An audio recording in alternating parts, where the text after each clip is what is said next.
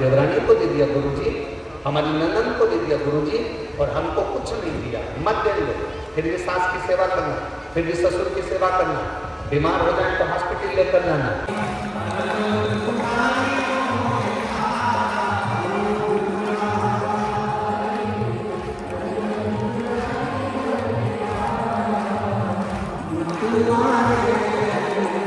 श्री शिवाय नमस्ते, हर महादेव के साथ स्वागत करता हूँ चौथे दिन की इस श्री हस्तिनापुर शिव महापुराण कथा में। फिलहाल मैं कथा स्थल पर यहाँ पर जो कि गेट नंबर 3 से प्रवेश कर चुका हूँ। तो फिलहाल आप देखोगे जो कि मेरे पीछे भी देख लीजिए आप, भक्त जो है जो काफ़ी संख्या में यहाँ पर आने स्टार्ट हो चुकी है। धूप की बात करें तो बादल तो छाए हुए नहीं, एकदम क्लियर यहाँ पर मौसम है और धूप काफ़ी तेज़ है। इसके बावजूद भी जो कि संख्या है वो काफ़ी ज़्यादा है। चौथे दिन की जो कथा है वो भी शाम को 6 से 9 बजे होगी, लेकिन फ़िलहाल अभी जो कि 4 बज चुके हैं और अभी से लोगों का आना का सिलसिला यहाँ पर चालू है। इसी के साथ सामने आप गेट देख पा रहे होंगे, तो इस गेट के माध्यम से यहाँ पर प्रवेश करेंगे। मेटल डिटेक्टर स्कैनर से यहाँ पर एंट्री करने के बाद कथा पांडाल में पहुँचेंगे।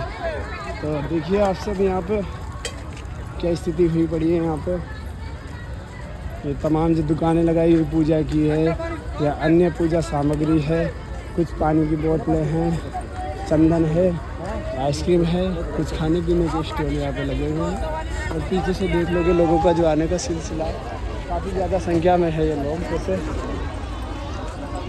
और चलते हैं यहाँ से जो कि मेटल डिटेक्टर से यहाँ पर स्कैन करते हैं तमाम जो भी यहाँ पर व्यवस्थाएँ की हुई है, और देखिए लोगों के द्वारा सहयोग करते हुए यहाँ पर आगे की तरफ बढ़ते हैं जैसे भी ये स्थिति रहती है।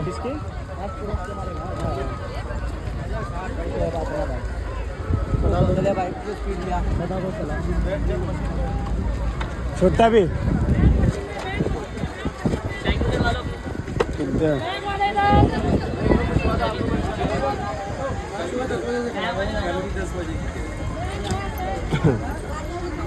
चम्मच और पानी की बोतल है। हाँ। कल से प्लास्टिक की लिया ना, मेटल की मत लाना। नहीं। तो भाई यहाँ पे जो कि यहाँ पे बैग वगैरह स्कैन हो चुका है। इसके साथ ही बढ़ते हैं आगे की तरफ। तो पंडाल अभी यहाँ पर जो कि भर चुके हुए हैं। तो आप देखोगे बीच में यहाँ आगे फर्श बिछाए गए हैं। तो फर्श पे यहाँ पर इधर के साइड में यहाँ पे पूजा सामग्री की दुकान लगी हुई है। लोग खरीदारी करते हैं, यहाँ पर आते हैं पूजा के लिए। जो तमाम जो सामग्री होती है, जो चंदन हो, जो रोली हो, और तमाम और कुछ पानी की दुकानें हैं साइड में चारों तरफ। आप उधर की साइड देखोगे तो वहाँ पर जो कि भोजन भंडारे की व्यवस्था है। अभी यहाँ देखोगे ना, ये जगह यहाँ पर खाली हुई दिखाई दे रही है, लेकिन अब जो थोड़े समय के बाद देखोगे ये फुल हो जाएगी। जैसे ही शाम 6 बजेगी ये जगह एक तरफ से फुल हो चुकी होगी। और तमाम चारों तरफ देख लीजिए आप, यहाँ पे लोग जो कि पांडाल के अंदर प्रवेश करने की कोशिश कर रहे हैं, लेकिन अब यहाँ बाहर ही इनको बैठना होगा। पांडाल पूरा भर ही चुका है। और ये देख लीजिए आप,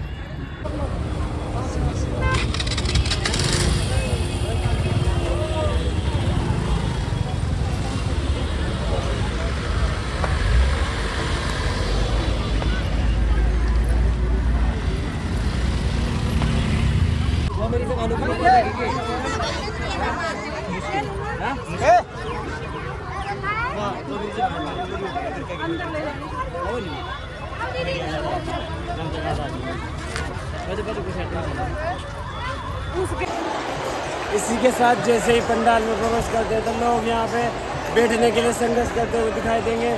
चारों तरफ देखोगे आप तो ये लोग हैं जो कि अंदर बैठने के लिए यहाँ पर प्रयत्न करते हुए दिखाई देंगे कि इनको अच्छी जगह मिल जाए यहाँ पर बैठने के लिए। और जो लोग यहाँ पर बैठे हुए हैं वो देख लीजिए यहाँ पे आराम से कथा सुनने के लिए यहाँ पर बैठे हुए हैं।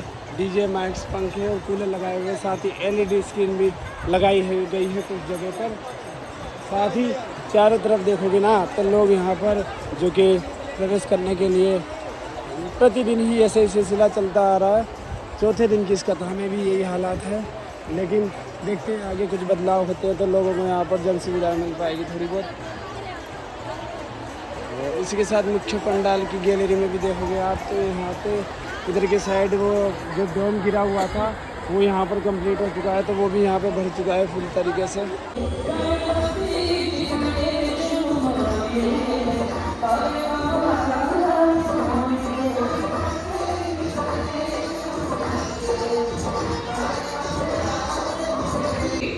हमारी देवरानी को दे दिया गुरुजी, हमारी ननद को दे दिया गुरुजी, और हमको कुछ नहीं दिया, मत दे दो।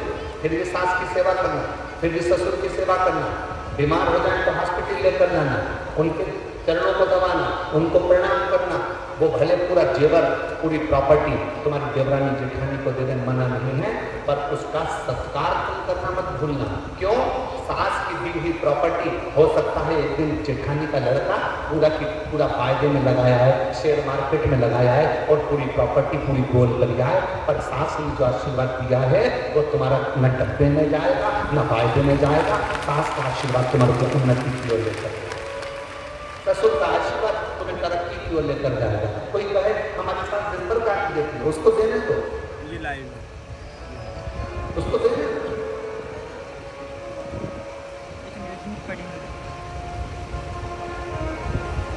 आप अपना कर्म करो, उस कर्म से पीछे नरसिंह मेहता लोग कहते हैं गुरु जी आप कैसे कह सकते हो कि शंकर भगवान अपने भक्त को खुद लेने आते हैं? भगवान नारायण का कोई भक्त है तो उसको लेने के लिए पार्षद भेजे जाते हैं। माँ जगतजननी का कोई भक्त है, अगर वो प्राण त्याग करता है तो योगिनी लेने आते हैं। ब्रह्मा जी अपने पार्षद भेजते हैं, भगवान किसका बनाना है? ये ओनली इनका है आपका। अपने भक्त को लेने के लिए स्वयं आते हैं। ये आप कैसे आप कैसे बोलते हैं? पता सुनने दो भाई। और लाखों की संख्या में आए हुए मेरे शुभ भक्तों, मेरे बाबा के इस निरंकारी मैदान में आए हुए आपकी विश्वास के साथ बैठकर कथा सुन रहे हो मेरे लाखों लाख शुभ भक्तों, एक निवेदन करना चाहूँगा।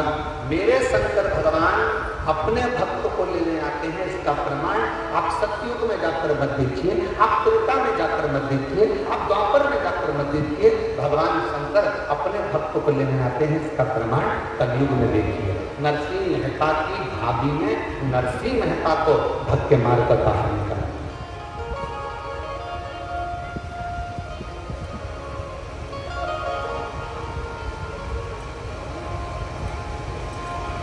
नरसिंह जी से पूछा गया, क्यों रे नरसिंह, तेरी भाभी तो बड़ी तेज है। नरसिंह जी बोले भाभी कैसी भी हो पर मेरा भाई तो मेरे साथ है, मेरा दादा तो अच्छा है, मेरा भाई तो अच्छा है। और भाई ने करा क्या था मालूम है आपको? नरसिंह मेहता जी के भाई ने क्या करा था कि नरसिंह मेहता जी के भाई को मालूम था कि नरसिंह जी को मेरी पत्नी धक्के मारकर निकाल देगी, तो नरसिंह जी के भाई ने नरसिंह जी को जब धक्का देकर निकाला जा रहा था तो भाई चिल्लाकर बोला, ओ नरसिंह, ओ नरसिंह, कहाँ जाएगा? रात के समय पर सूर्य अस्त हो रहा है, कहाँ जाएगा रोने के लिए? सामने शंकर का मंदिर है नरसिंह, वहां चले जाना। नरसिंह जी ने सुन लिया कि मेरे भाई ने मेरी व्यवस्था कहीं अच्छी जगह कर रखी है। आधी रात को प्रदोष काल में समय ढलते में शाम का समय था, सूर्यास्त हो रहा था। नरसिंह जी कहाँ जाते? शिव महापुराण की कथा कहती है भाई ने तो नरसिंह जी के मुंह से निकलता था कि मेरी भाभी भले कैसी भी हो पर मेरा भाई अच्छा है, मेरी भाभी कुछ भी बोले पर मेरा दादा अच्छा है, बस वही शब्द आपके मुंह पर होना चाहिए। जमाना कैसा भी हो पर मेरा बाप शंकर भगवान अच्छा है, वो मुझे संभाले, मेरा शिव मुझे संभाले, मेरा पिता मुझे, मेरा उग्रदानी, मेरा शंभु मुझे संभाले, कोई दूसरा संभाले ना।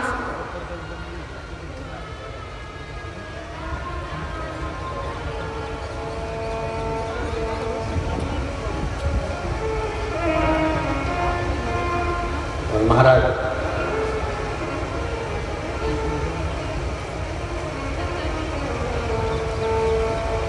नरसिंह जी शिव जी के मंदिर में रात के समय पर रोते रहे।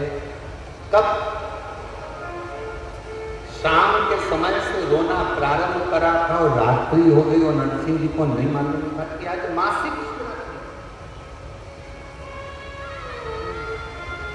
दिल्ली वालों को भी नहीं मालूम था कि जब निरंकारी मैदान में कथा चलेगी तो कथा के चतुर्थ दिवस में प्रदोष पड़ जाएगी।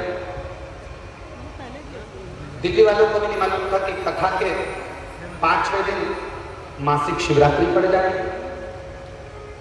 और छठे दिन तो वैसे भी कथा की शिवरात्रि होती। किसको मालूम? आप तो तैयारी कर कर बैठे थे कि हमारे दिल्ली में कथा हो रही है, हमें कथा सुनने जाना है, हमें कथा सुनने जाना है। मेरे पास नहीं हो रही है, बुराई नहीं हो रही है, हमारे निरंकारी मैदान में हो रही है, और वहां तक तो मेट्रो भी जाती है, वहां तक तो गाड़ियां भी जाती हैं और बड़े प्रेम से जाएंगे। सब तैयारी कर कर बैठे। तुम्हें नहीं मालूम कि प्रदोष के दिन, और तुम्हें ये भी नहीं मालूम था कि बाबा कब तुम्हारे ऊपर कृपा कर देगा कि वो तो दिन में कथा थी, वो प्रदोष काल में प्रदोष के दिन श्रवण करा देगा। ये भी तुमको नहीं, ये भी तुम्हारे समझ में नहीं।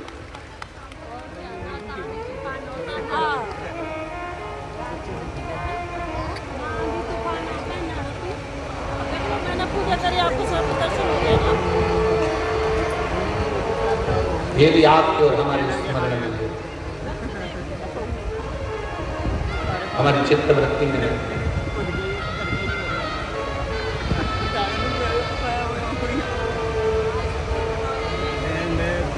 इस कथा के लिए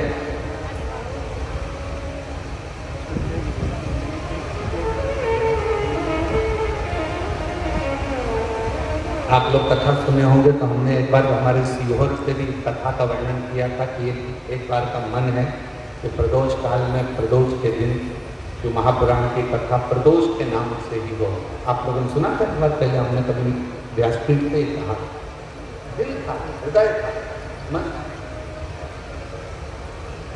और आज बाबा ने, हमें क्या मालूम था कि दिल्ली वालों के इतने पुण्य है, क्या दिल्ली वालों के इतनी कृपा है, हमें नहीं मालूम कि दिल्ली वालों का इतना पुण्य होगा। शंकर जी के मंदिर में इन्होंने इतना लोटा भर के जल चढ़ाया होगा कि क्या कहूँ मैं आपके। आप आज घर जाओ ना तो सब अपनी अपनी नजर उतरवा लेंगे सबको।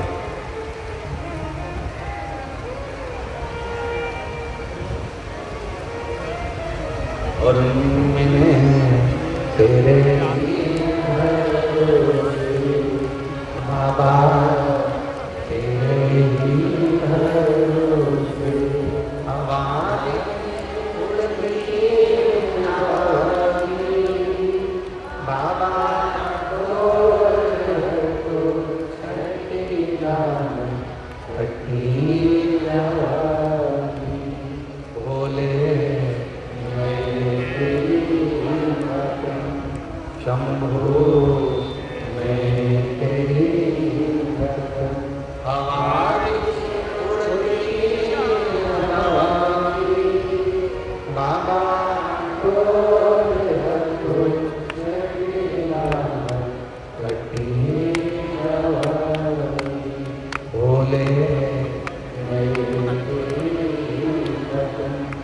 नरसिंह जी रो रहे हैं, शिव के मंदिर में रो रहे हैं।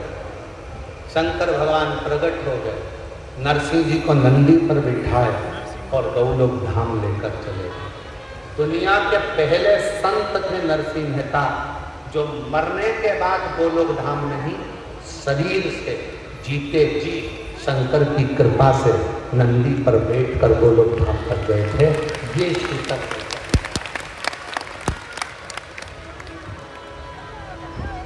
अपने भक्त के लिए, अपने भक्त के लिए